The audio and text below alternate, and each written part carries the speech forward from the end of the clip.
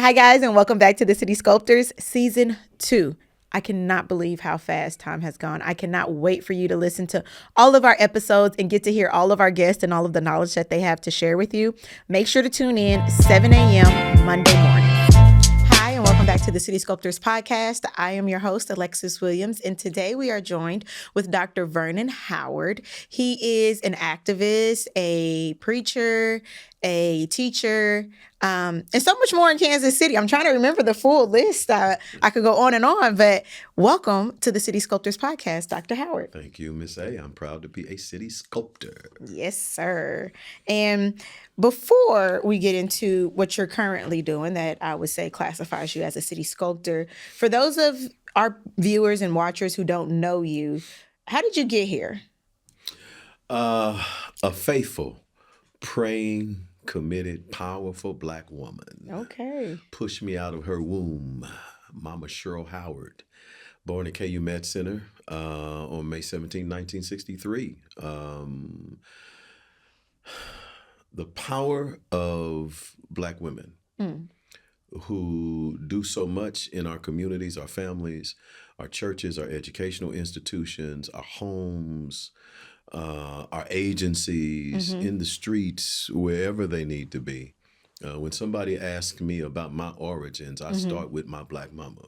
I love that. And with all the Black mamas who have helped young, urban, male kids, Black like me, not only survive, but thrive and flourish, and that strength is powerful. And so, in terms of where I come from the strength and the resilience of a strong Black woman. I'm a man of faith, and so God is my creator, and I give all praise to Him. And He used that woman to get me here. You can find my footprints from elementary school, middle school, high school, up and down Linwood, Prospect, Topping, Van Brunt, a product of East High School. Okay. Graduated 1981 as an East Bear, East Side. Accepted a call to preach the gospel. And then prior to that, though, graduated from William Jewell College in Liberty, Missouri with a bachelor's degree in communications. I teach there now as a chair of justice and sustainability and a distinguished lecturer there in my title and what I do. Attended Central Theological Seminary. At that time, it was at 29th in Minnesota in Kansas City, Kansas, and earned a Master of Divinity degree. Licensed and ordained minister, and eventually earned my doctoral degree from Virginia State, actually Virginia Union University. My daughter has a PhD from Virginia State. Just got off the phone with her, so she's still on my mind. My doctoral degree is from Virginia Union University, historic Black college in Richmond, Virginia. So, what first led you with that background? What a part of your background led you into ministry and community work? You know, I think that my early days as a child was influenced and informed by the civil rights and Black Power movements. In 1968, when Dr. King was assassinated, April 3rd, there was chaos in Kansas City, as there were in a lot of other cities across the country. And my big brother put me on his shoulders. I was 5 years old. I remember it vividly.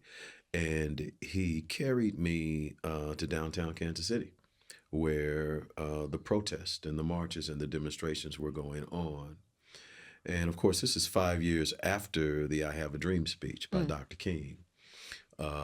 It's 3 years after the murder of Emmett Till. It's a few years after the murder of Malcolm X.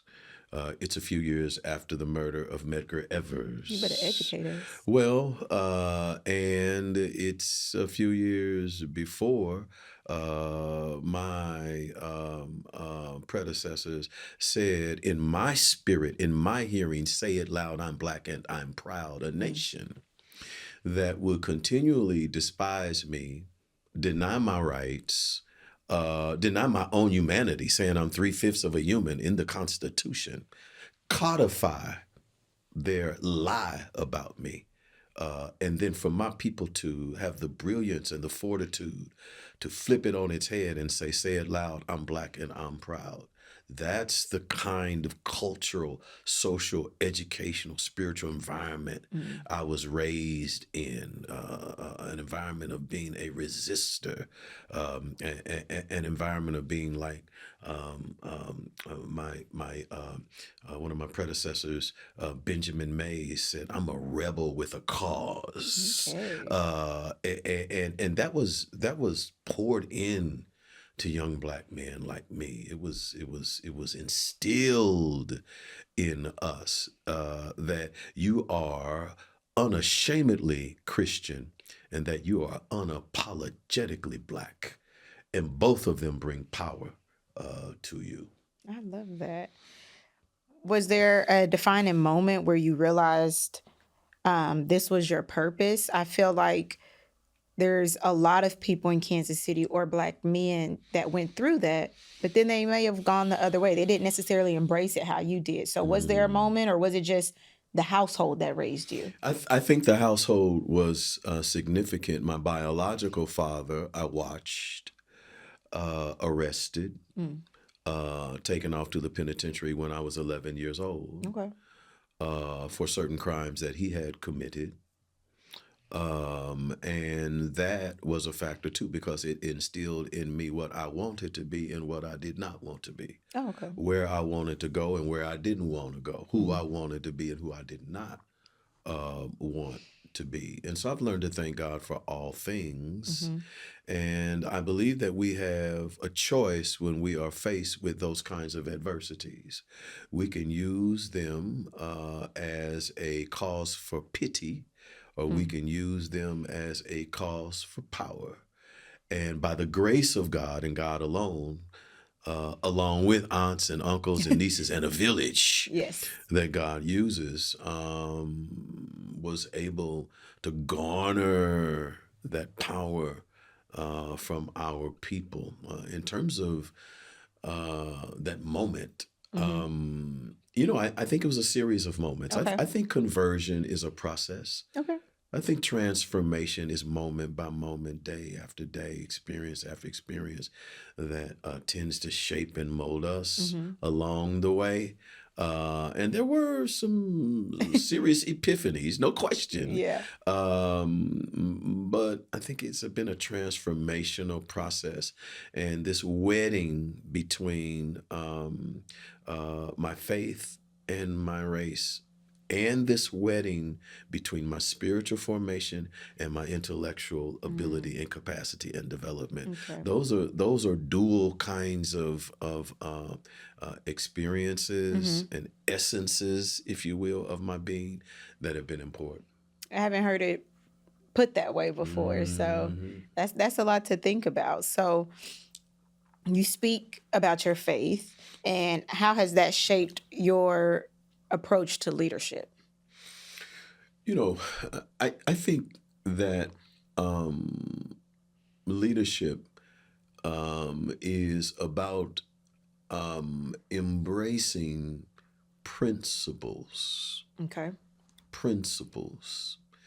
If we embrace the principles of the human dignity of every person, if we embrace the right of every person to have decent, quality, accessible housing, if we embrace the principle of you deserve a living wage if you take the personal responsibility to work, if we embrace the principle that we all have a voice in a democratic society, and I know that Trumpism has gone up, and now they say it's going down. But I stopped by to tell you some principles have already been fired, and they just don't know it yet. Okay. Some principles have already been ended, and they don't know it yet.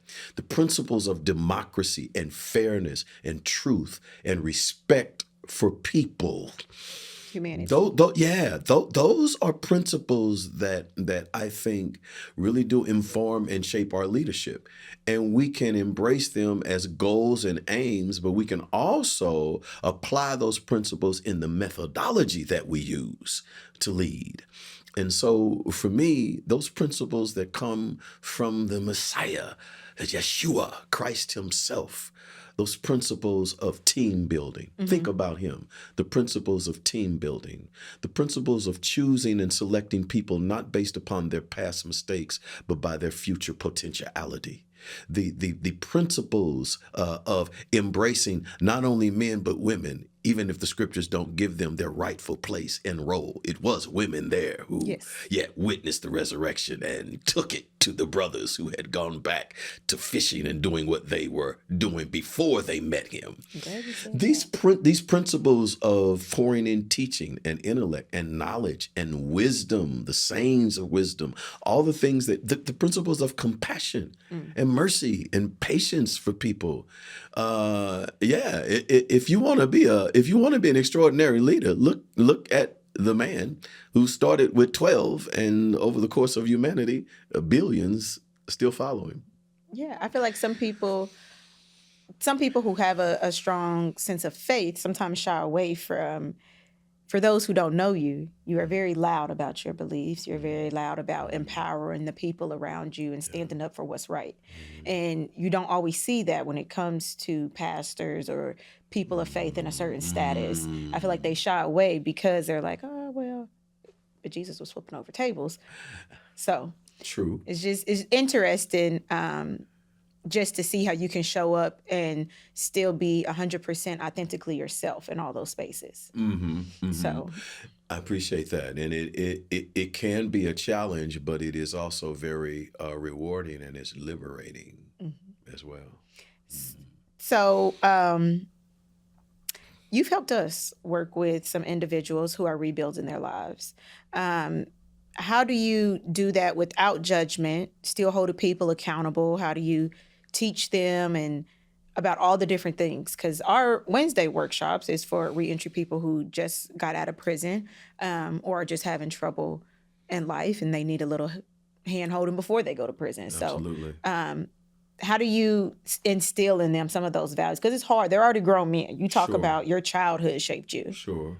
These are 50, 60, stubborn sometimes. How do you deal with that? You know, the black man in America and the black woman too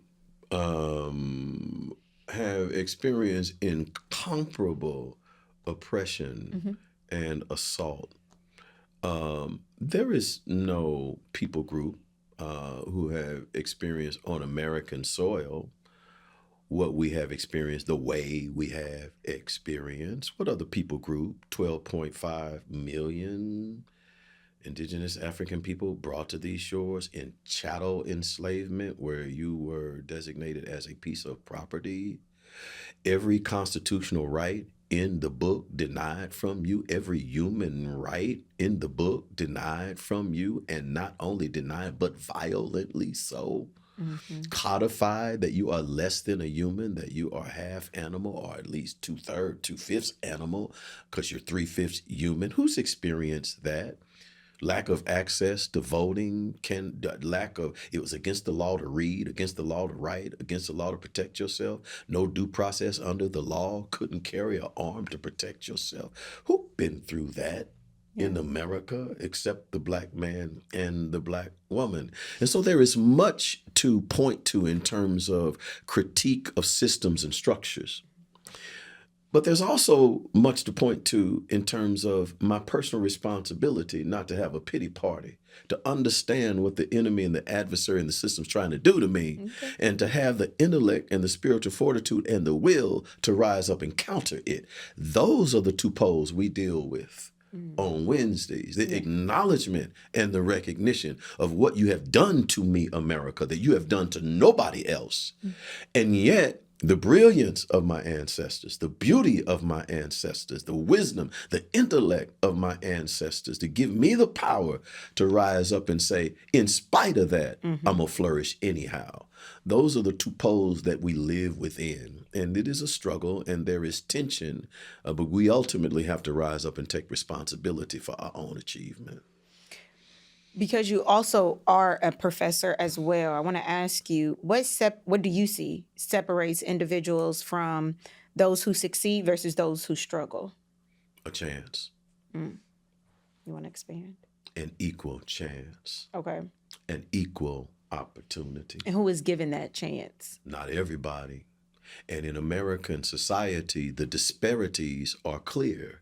The redlining of the inner city. Yeah, I said it. While streetcars go, north and south, but not east and west. The redlining of the inner city, while Crossroads gets developed and Country Club Plaza gets developed and Power and Light gets developed. But what about Brooklyn, Indiana, 31st Street? How about Linwood? Better yet, how about Hardesty and Van Brunt, where don't nobody want to go? It is only an equal chance. The beauty and the brilliance of Barack Obama and Michelle Obama have taught us much. Not only them, the beauty and brilliance of Jesse Jackson and Shirley Chisholm, and dare I say many more, Jesse Owens and Althea Gibson and Rosa Parks and Dr. King and many others who, when given an equal chance, and many of them were not given an equal chance, they achieve amidst disadvantage and adversity. Oh, if we're given an equal chance, that's the difference. And I really do believe that when we have that, we shine like the stars. Have you seen any breakthroughs that have really stuck with you over the years, even though you work with people in different spaces? So anybody who has faced adversity far beyond their brother, have you had a breakthrough that has really stuck with you through the years? The thing, Miss A, that is most prominent for me right now is my disappointment in white America. I am disappointed, especially with white Christians and people of faith in America. Okay. That we would not do more and say more. They, not we, they would not do more and say more with respect to the various inequities and disparities that have occurred and the atrocities that are occurring in this country right now. And I think that if we were to be honest with ourselves, and I'm being totally honest with myself in this moment, trying my best to be, that the greatest stories of overcoming and resilience right now, in my opinion, are being shrouded by this continued support of a direction in this country that is going to cause doom for us if we don't turn. And so I think right now, in terms of breakthrough, what we really need is more and more voices to rise up and say, this is not the way, America, and we need to go in a different direction. And there are those who in my shoes who would say that's too political for you as a college professor or a minister or a pastor to be speaking about. No, the holy scriptures that I read, it was prophets and priests and pastors and teachers and evangelists that stood up for justice, that would not be silent in the midst of such atrocities that occur in our nation and in our community. And so I'm kind of like Jeremiah a little bit. It's like fire. Shut up in my bones. And we have to give people a fair shake.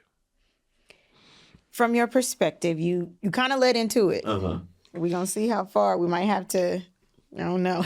Okay. Chop this up. But guide us. From your perspective, what does our community, when I say our community, not just the Black community, but Kansas City, need in order to truly support change within our community? And that can be from reentry, that could be from housing, that's policy. Sure. What do you see that we really need to support that change? I think what we have experienced in this country, the kind of 6 historic eras that I teach in the Black Freedom Struggle course that I designed at William Jewell College and has been embraced as part of a Black Studies minor there, and moving forward with educating not only Black students but white students and students of all races and ethnicities. And one of the things that we discover in these eras, from slavery to Reconstruction to Jim Crow to Black Power to civil rights to this era that I call Black exceptionalism between around 1979 and 80 into around 2000, where Black Lives Matter begins to emerge, and we look at those 6 eras that are going on.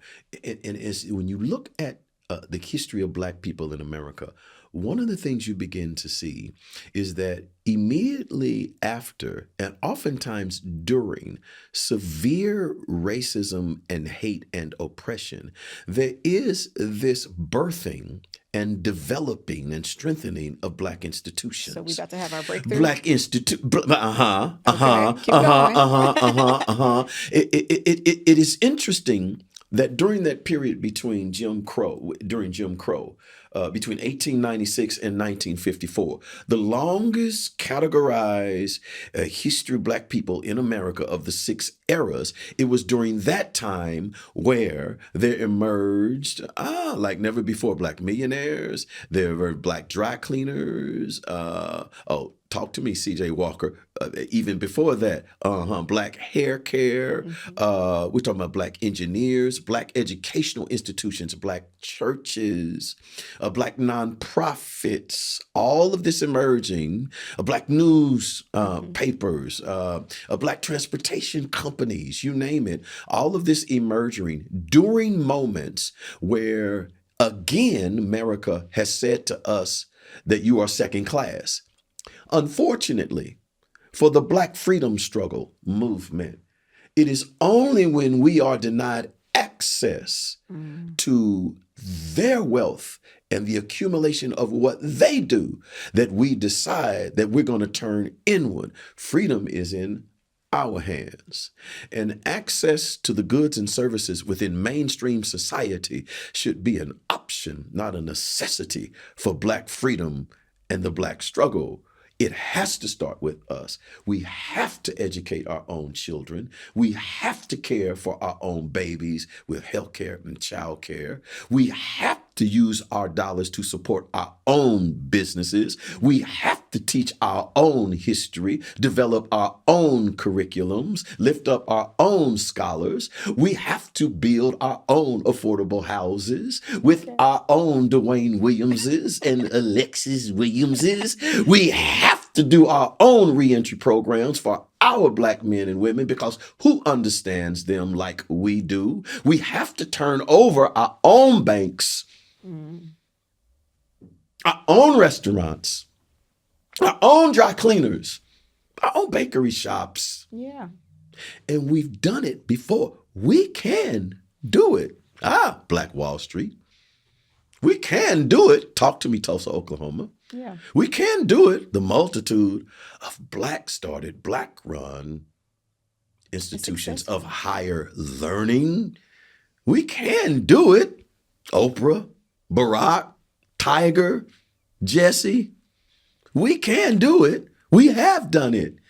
But will we have that fortitude to turn to each other and acknowledge and recognize the beauty and the brilliance in a time that is in Blackness? That you don't need to. Right.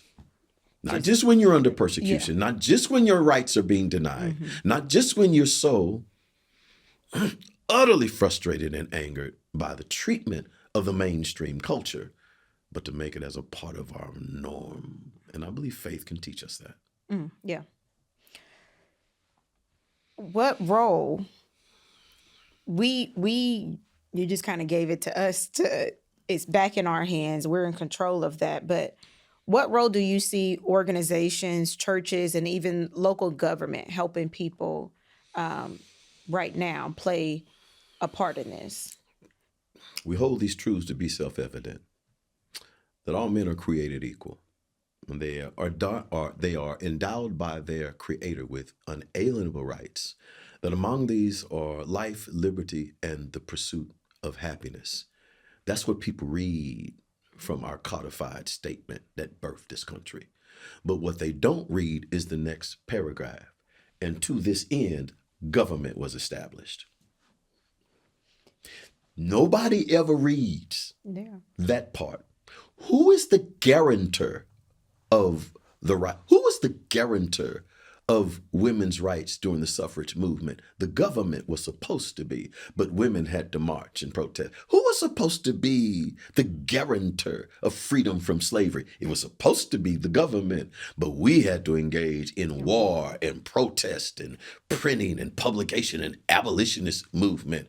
Who is supposed to be responsible for affordable housing in Kansas City, for living wages in Kansas City, for a police department that does not shoot unarmed black men at a rate unlike any other major metropolitan city in the country? Who is supposed to be responsible for ensuring that the poor have Medicaid expansion? Whose job is it? According to the Constitution, it's the government's job to guarantee it. The government can't do it. The government can guarantee it, which means law and policy and legislation and budgeting that is fair, that looks out for marginalized communities, that uplifts communities that have been abused and neglected by government itself. Government for the people, by the people, of the people. And then government is the guarantor, the resourcer. But yes, it's faith communities, it's entrepreneurship, it's educational institutions, it's nonprofits. Yes, all of that play a role in that transformation. But if government is not principled and has not made up its mind that we have a vision of a city or a state or a country where all have the same opportunity, government has not done its job. And the people cannot do it without government, because in the structure of our Constitution and our nation, government plays such a pervasive role. So government can never be, shall we say, despising of the people. When the people rise up and say, this is not right, for government, you are there for the people, of the people, and by the people. Okay. I love that. Me too. Haven't read the sex, so you were right. The next sentence. Yeah. What are we getting right? We know what we're getting wrong. Okay. You done motivated us, at least me, and I feel like I was already doing some work. Now I need to do more. But what do you feel like, if we are doing anything right? What are we doing right now as a people?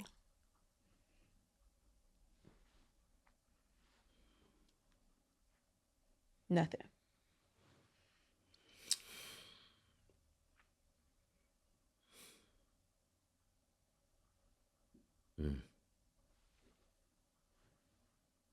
I only ask because I am a person, I like to Oreo things, is what I call it. I'll give you some bad news. I'll slip in a little good news and then deliver some more bad. And all right. I understand. If we're expanding upon, and even if we're not doing it 100% right, maybe 50%, and then we can expand on it. It's like, we'll keep this work up. If you could talk to people from that perspective, what work would you tell them to keep up? You're going down the right path. You just haven't made it yet. We're surviving, but survival is not enough. Unfortunately, a people who have been, as I have tried to outline and articulate, so incomparably oppressed and abused, exploited, neglected over 400 plus years in this country, you are forced to learn how to survive. Yeah. I mean, you're forced to become a survivor. You have no choice. You have no choice. You become a survivor by virtue of the lack of adequacy around you that's necessary for you to thrive. You learn how to be an expert at surviving. I apologize for delaying in my answer, but No, trust me, it's I hard really to, did not yeah. have an answer. And now I mean we are extraordinary survivors. But the thing about survival is that the risks are so high and the context is so dangerous that when you're in a context of survival, some may and many may not. And that's why there's even maybe less praise in that than I thought there was. However, there are glimpses, I think, Mm-hmm. of beautiful things and good things. I think that when we see uh, a 13, 14-year-old girl who is at home because her mama's working 2, 3 jobs, trying to make it and survive, and she's taking care of her younger siblings, and she's washing dishes and she's cooking and she's helping them with her homework, and she's getting her books done herself, and she's holding a family together even at 14. I think about the young man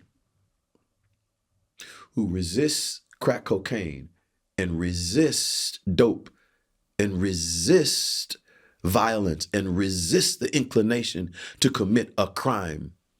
And rather than going to the streets, goes to the library. Rather than giving up in despair, goes to school, gets his books. I know many young, brilliant young black minds who are saying no to these vices that are infiltrating our community every day. And they are saying yes to the power of God and who they know they are in their lives. Yeah. Yeah. Yeah. That's what I'm inspired by. Those unsung heroes. Those young that are in those conditions, and we know that they are there because we look at the data. 1 out of 3 black children poor. We look at the data, the median income for a household that's black, half that of white. We know it's there. We know the data is there. We know it. We see it every day in our streets. We see it. The people that are living in some standard homes and houses where the quality is diminished, yet they keep on laying down at night and getting up in the morning and going to work and raising their kids and trying to get food and developing their careers and their jobs in the midst of conditions that some of us who are far better off than they are would not even know how to survive in. I want to lift up people who are the black suffering in Kansas City. They are the stars. They are the miracles. And if some of our people in power could walk one day in their shoes, they might go back and draft new ordinances. They may go back and draft new laws. They may go back and transform policy if they have to walk one day in the suffering of black people in Kansas City. You're an advocate for so many people, but with that, heavy is the head that wears the crown. What keeps you motivated to do this work? Because I feel like it can be tiring at some points and emotionally draining. And what Yeah. makes you keep saying, I want to keep doing this? For me, it's a call from God. Mm. For me, it's a call from God. 1414 Truman Road is the address of the St. Stephen Baptist Church. The year was 1990. I was singing in the choir. The Spirit of the Lord overcame me. I couldn't take it anymore. I started crying and weeping. I was overwhelmed. In the middle of church, I ran out of the choir stand, got into my car, drove from Truman and the Paseo, up Paseo to Benton, and went down, turned left, up Paseo to Linwood, turned left to go down to 2809 Linwood, where my grandma lived. Got out of the car and started walking on Linwood from Benton to Prospect. And the Lord was apprehending me. I stopped at the corner of Linwood and Montgall on the sidewalk. I looked up to the Lord and I said, Lord, I don't want to be no minister. I don't want to speak for you. You had a Jonah I moment. don't want to speak for you. I've seen what happens to Mm-hmm. people who speak for you. I don't want to speak for you. I've seen what sometimes the church does to people. I've seen sometimes what the enemy does. I've seen sometimes what the government does to people who speak for you. I don't want to do this. And if you want me to do this, with tears in my eyes, I said, then show me clearly. I don't want to do anything for God that I'm not supposed to be doing. Mm. That's not something that I want. I looked down on the ground that I was standing on. In the cement was my name, VERNON. I don't know when it was etched. I didn't do it. I grew up in that neighborhood. I never did that. I don't know what happened except the Lord convinced me. And then, of course, 5, 10, 15, 20 years later, it was still there, as though some kid had acted. And it actually looked like the fingerprint of God, like the fingernail. The name. I don't know exactly what happened at that moment to create that name in the cement. I do know what happened to me in that moment. I was convinced of the direction that I was going in. And Dr. King said it this way: if a man hasn't found something worth dying for, then he isn't fit to live.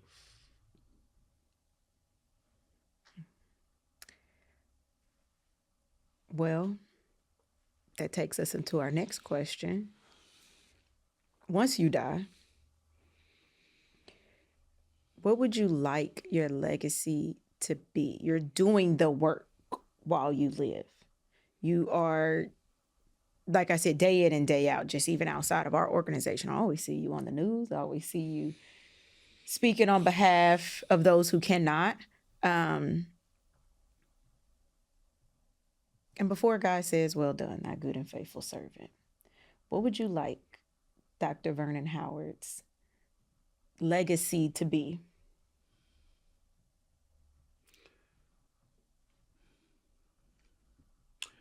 He loved God, and he tried to protect and defend people.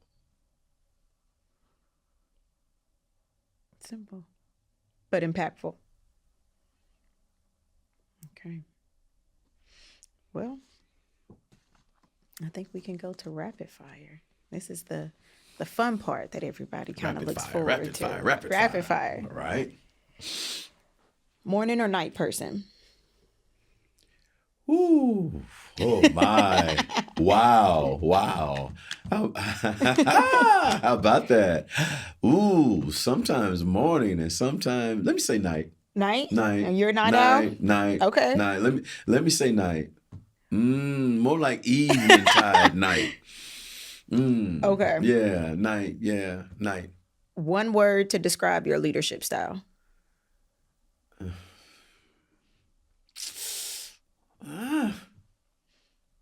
Inspirational. That's a good one. Favorite scripture or quote to live by? You've given us a few.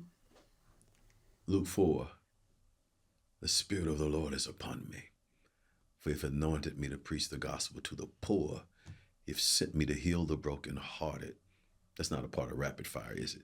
To preach deliverance to the captive. Rapid fire is supposed to be quick. Well, you got to tell people the scripture, so it doesn't matter. Get it out. Luke 4. Okay. One piece of advice you would give someone trying to change their life. Change their direction toward God. Okay.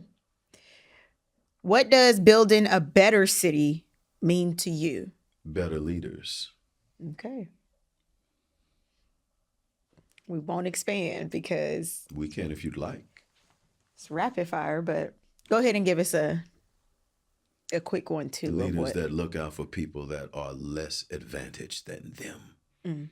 Okay. And who are not afraid to make the policy changes and the budget changes to make it happen.